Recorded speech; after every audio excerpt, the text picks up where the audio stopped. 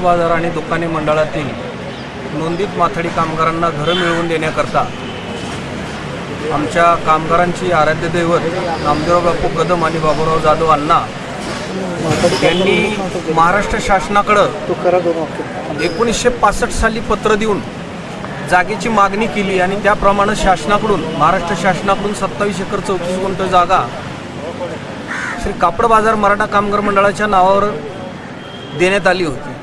मी advocate Dharmaraj Jadhav आणि या ठिकाणी हे जे कापड बाजार कामगार नवगृहनिर्माण समितीचं जे आंदोलन आहे हे 5व्या टप्प्यातलं आंदोलन आज या ठिकाणी 11 डिसेंबर 2025 रोजी सुरू होतं आहे। आज एकूण उपोषणाचा 99वा दिवस आहे 5व्या उपोषणामध्ये आणि उद्या याला 100 दिवस पूर्ण होतील।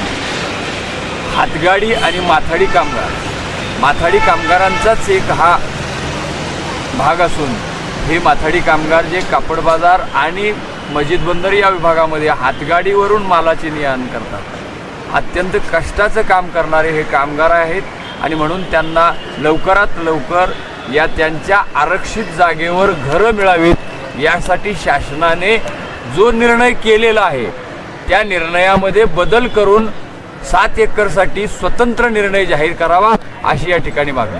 कामगार एकजुटीचा घर आमच्या हक्काचं नाही कुणाच्या बापाचं, घर आमच्या हक्काचं नाही कुणाच्या बापाचं। कामगार एकजुटीचा कामगार एकजुटीचा कामगारांना घर मिळालेच पाहिजे, कामगारांना घर मिळालेच पाहिजे। कोण म्हणतो देणार नाही, घेतल्याशिवाय राहणार नाही, कोण म्हणतो देणार नाही, घेतल्याशिवाय राहणार नाही। माथाडी कामगारांना घर मिळालेच पाहिजे, माथाडी कामगारांना घर मिळालेच पाहिजे। कोण म्हणतो देणार नाही, घेतल्याशिवाय राहणार नाही, कोण म्हणतो देणार नाही, घेतल्याशिवाय राहणार नाही। घर आमच्या हक्काचं नाही कुणाच्या बापाचं, घर आमच्या हक्काचं नाही कुणाच्या बापाचं। जय हो।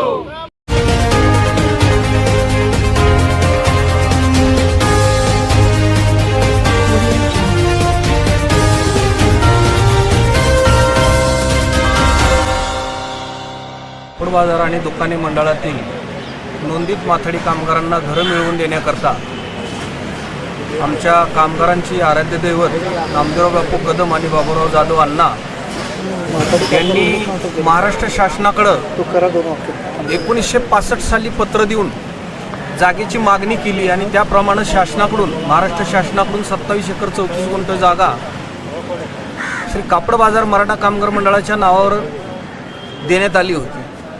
परंतु हे आमचे नेते फार दूरदृष्टी असल्यामुळं सर्व कामगारांचा समान हक्क राहावा म्हणून त्यांनी ते नियत वाटप रद्द करून श्री कापड बाजार मराठा कामगार मंडळाऐवजी महाराष्ट्र शासन स्थापित कापड बाजार आणि दुकाने मंडळाच्या नावावर 27 एकर 34 गुंठ जागा मिळवली आणि त्यांचा फार ते दूरदृष्टी नेते होते। प्रत्येक नोंदीत कामगाराला कापड बाजार आणि दुकाने मंडळामध्ये नोंदीत असलेल्या प्रत्येक कामगाराला घर मिळावं या उद्देशानंच हा सगळा खटाटोप करण्यात आला।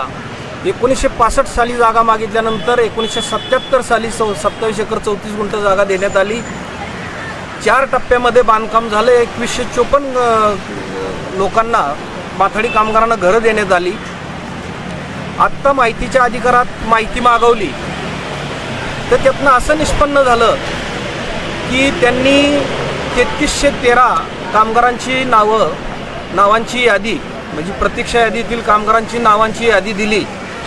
तर ज्या वेळेस मी आत्ताचे विद्यमान अध्यक्ष आहेत महेशजी पाटील साहेब यांची आणि सचिव जे वडे साहेब आहेत त्यांची भेट घेतली आणि ते दिलेल्या माहितीच्या अधिकारातली माहिती कशी चुकीच्या पद्धतीनं आहे त्यांच्या निदर्शनास आणून दिलं तर असं निदर्शनास आलं की ज्या कामगारांचा मृत्यू झालेला आहे प्रतीक्षा यादीतील की ज्यांनी 40-40, 50-50 वर्ष घरांची मागणी केली परंतु त्यांना घरं मिळाली नाही, त्यांची त्या अद्ययावत यादीमध्ये नावं यायला पाहिजे होती, ती आली नाही।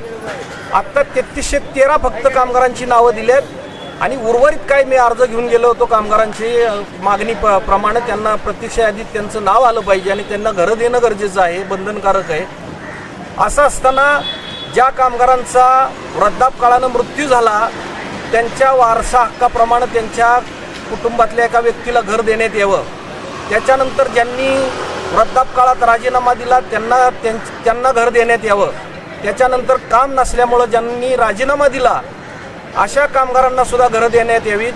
आणि ज्या कामगारांनी काम बंद झालं आणि कर्जबाजारी झाल्यामुळं त्यांना राजीनामा द्यावा लागला अशा कामगारांना सुद्धा घर देण्यात यावं अशा पद्धतीची भूमिका आम्ही आत्ताचे विद्यमान अध्यक्ष पाटील साहेब त्यांच्याकडे मांडली. त्यांनी तो विषय ऐकून घेतला, समजून घेतला. आता नावं वगळली कशी की जे कामगार मृत्यू पावले त्यांची नावं बाजूला काढण्यात आली. ज्यांचा राजीनामा देऊन भविष्य निर्वाह निधी आणि उपदान निधी घेऊन गेले त्यांची नावं वगळण्यात आली. त्याच्यानंतर ज्या नव्याने मागणी केली होती अलीकडच्या काळामध्ये मला वाटतं 8-10 वर्षापूर्वी त्या कामगारांची नावं आली नाहीत.